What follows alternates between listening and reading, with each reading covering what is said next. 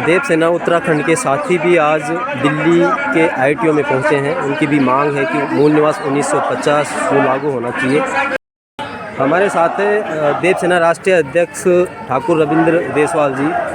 देसवाल जी, आप जैसे दिल्ली के ITO में आज आए हैं और कई संगठन आए हैं, मूल निवास 1950 की मांग आखिर कर क्यों रहे हैं?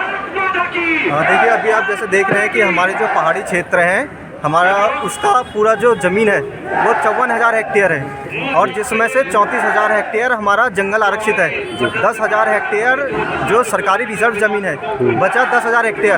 तो 10,000 हेक्टेयर में से 6,000 हेक्टेयर पे हमारे जो सरकारी आवास, जो आपकी सड़क वगैरह है वो बनी हुई है। तो ले दे के हमारे पास आज उत्तराखंड के अंदर केवल 3,000 हेक्टेयर भूमि है 54,000 हेक्टेयर में से। तो ये कितने श्रम की बात है कि जो वहाँ का मूल निवासी है उसी के पास ज़मीन नहीं है। तो जो मूल निवास का जो मेन जो उद्देश्य है वो यही है कि हम लोगों के पास ज़मीनें आए। दूसरा क्या है कि आप किसी भी राज्य में जाते हैं तो वहाँ पे जो मूल निवास है वो 1950 रहता है। तो उसकी वजह से क्या होता है कि उन लोगों को वहाँ 80% आरक्षण मिलता है नौकरियों में, किंतु हमारे उत्तराखंड में ऐसा नहीं है। हमारे उत्तराखंड में है सन 2000।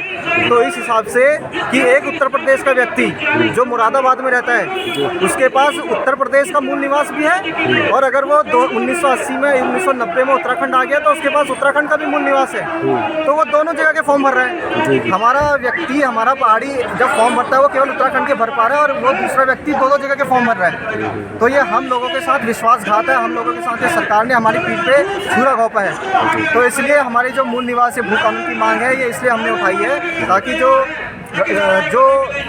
पूरे देश को जो सुविधा मिल रही है वो हमारे लोगों को भी मिल सके। जितने भी हिमालय राज्य हैं भारत के अंदर, 6-7 हिमालय राज्य हैं, उनमें से उत्तराखंड छोड़ के सभी हिमालय राज्यों में कहीं पे ILP लगा हुआ है, कहीं पे धारा 371 लगी हुई है, कहाँ पे हिमाचल जैसे सशक्त भू कानून है।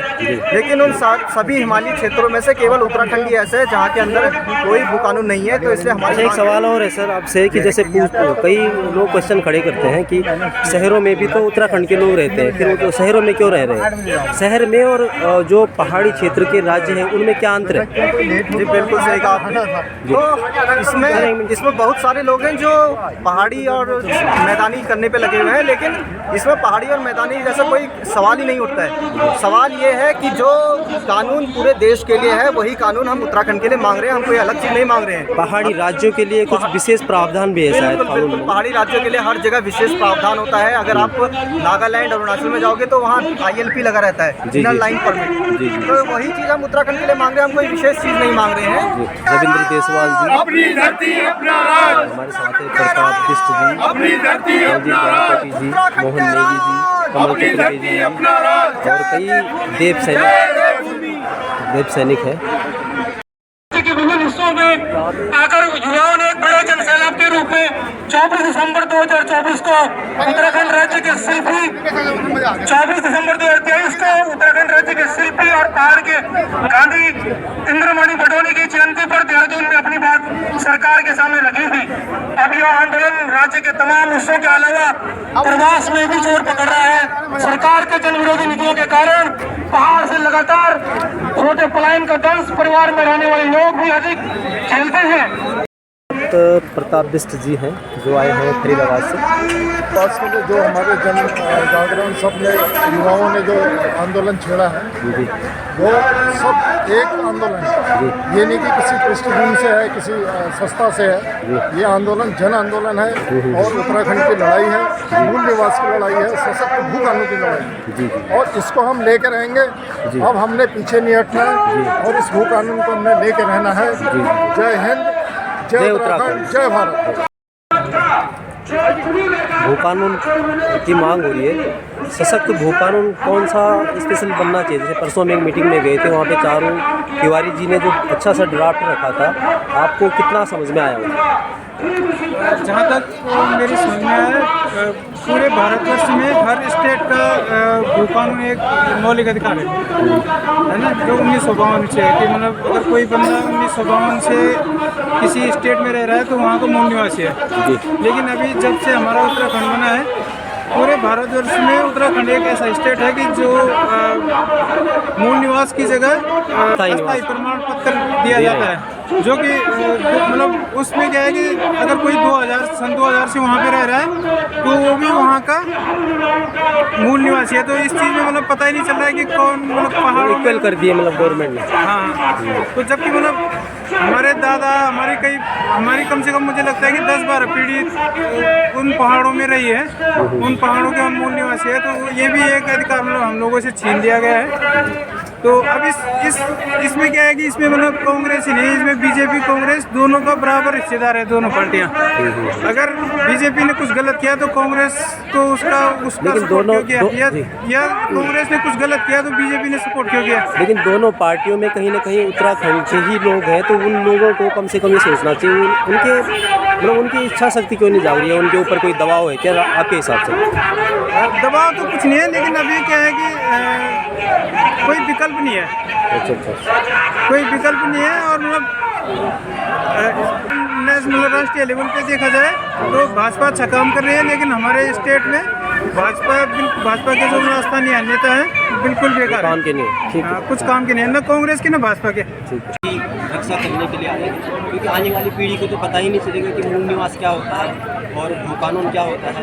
ये पीढ़ी अगर इस लड़ाई को नहीं लड़ेगी तो वो मतलब संसाधन जंगल जमीन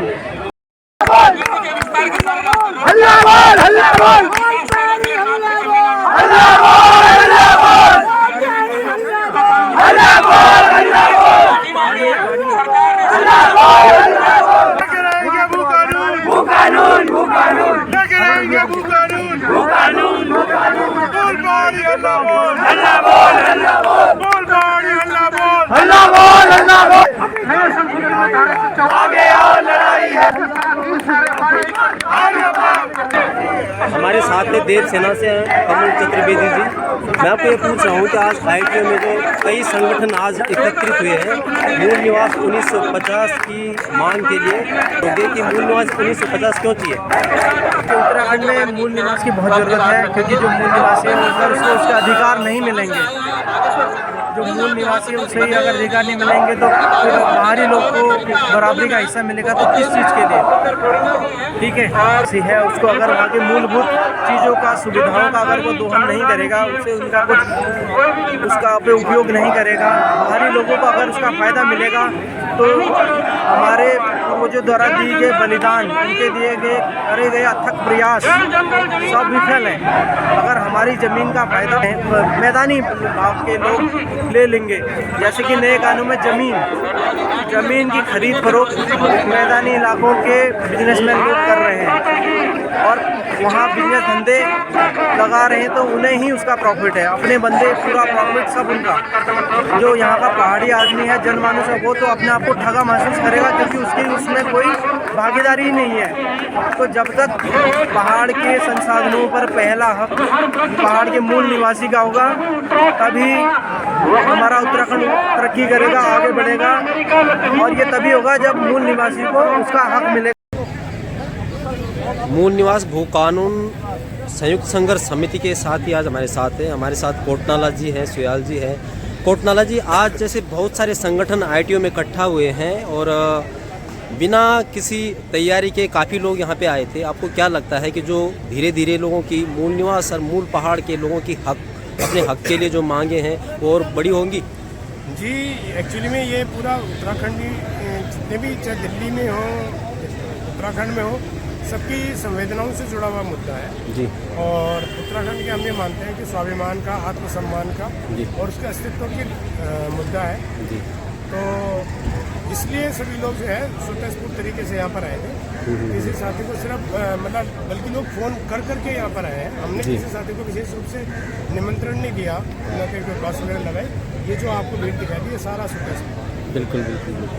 तो जो 1950 मूल निवास 1950 की मांग है, क्या आपको लगता है कि सरकार कहीं ना कहीं ये मांग चुनाव से पहले सुनेगी और ये लागू करेगी? जी, सरकार को सुनना पड़ेगा। जनता जब सड़कों पे उतरी है, सरकारों को मजबूर होना पड़ा है। उत्तराखंड राज्य भी हमें ऐसे ही नहीं मिला है, मतलब दिल्ली पे रख के नहीं दिया। 42 लोग शहीद हुए हैं उनकी कुर्बानी के फलस्वरूप मिला है। कुर्बानी जो भी देनी पड़ेगी वो आगे देंगे, लेकिन हम मूल निवास और भू कानून सशक्त बना के देंगे। तिवारी जी ने, वरिष्ठ पत्रकार चारू तिवारी जी ने बहुत अच्छा एक ड्राफ्ट बताया था और साझा भी करा था वो ग्रुप में। अगर वही उत्तराखंड सरकार सेम टू सेम लागू करेगी तो कहीं ना कहीं आपको लगता है कि वही जो है मूल पहाड़ के लोगों का हक का ड्राफ्ट होगा? जी, वही पहाड़ के लोगों का जो सच्चा जो हित है उसी ड्राफ्ट में निहित है, और हम सरकार को मजबूर करेंगे कि सरकार उस ड्राफ्ट को एज इट इज वहाँ पर लागू करे। ठीक है, थैंक यू। हमारे साथ हैं सूरजमणि जी, स्वतंत्र पत्रकार। इनका अपना चैनल है सच पहाड़ का।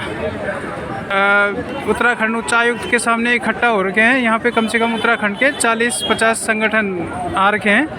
तो सूरजमणि जी, आप यहाँ पे क्या उद्देश्य है मेन? हमको अपनी आने वाली पीढ़ी को जागरूक करना होगा, उनको बताना होगा कि मूल निवास क्या है, वो कानून क्या है, हमारी खेतों के क्या मायने हैं। क्योंकि दिल्ली में जो आपका प्लॉट है, जो आपका मकान है, जो आपका फ्लैट है, वो आपकी शान हो सकता है, लेकिन वो आपका मान सम्मान नहीं है। आपका मान सम्मान जो है आपका पहाड़ है, और आपका पहाड़ तभी बचेगा जब सभी संगठन एकजुट होकर काम करेंगे और सरकार मतलब मजबूर करेंगे सरकारों को कि वो कानून बनाएं, उनके हित के लिए कानून बनाएं। आज की डेट में पर्यटन उद्योग में पहाड़ के लोगों की भागीदारी ना के बराबर है, और अगर भागीदारी है भी तो उनको सिर्फ ड्राइवर बना के रखा गया है छोटे मोटे कामों पर, जबकि पहाड़ के अंदर जो लोग पर्यटन उद्योग में हैं उनको शेयर होल्डर बनाना चाहिए, और वो काम जरूर होगा। हमारी लड़ाई जरूर होगी। जय देव भूमि जय देव। उत्तराखंड मांगे सशक्त भू कानून, मूल निवास 1950 हमें चाहिए, यही मूल निवासियों के हक। बहुत सुंदर।